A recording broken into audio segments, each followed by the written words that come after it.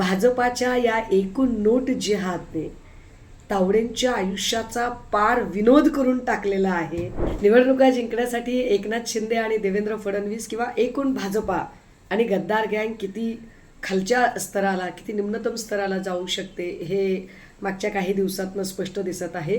Khed Shivapur toll नाक्याच्या जवळ शहाजी बापूंच्या गाडीमध्ये सापडलेली 25 कोटीची रक्कम असेल किंवा नाशिकमध्ये सापडलेली कोट्यवधीची रक्कम असेल, पैशाचा जो एकूण महापूर सध्या शिंदे फडणवीसांकडून चालू आहे तो एका अर्थाने नोट जिहाद आहे।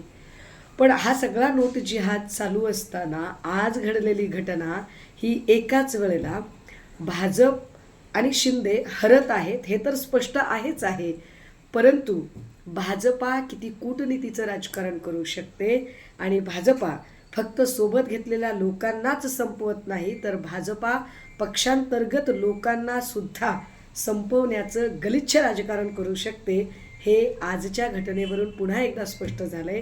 काल सन्माननीय नेते राहुलजी यांच्या पत्रकार परिषदेनंतर त्याचं स्पष्टीकरण देण्यासाठी विनोद तावडेंनी उत्तरादाखल पत्रकार परिषद घेणं किंवा आज नेमकं पैसे वाटतानाच्या त्या सगळ्या घटनेमध्ये विनोद तावडेंनीच सापडणं आणि विनोद तावडेंची माहिती मला भाजपनेच दिली असं हितेंद्र ठाकूरांनी म्हणणं, हे सगळं जर एकूण बघितलं तर देवेंद्र फडणवीसांनी अजून एक मराठा नेतृत्व संपवले आहे।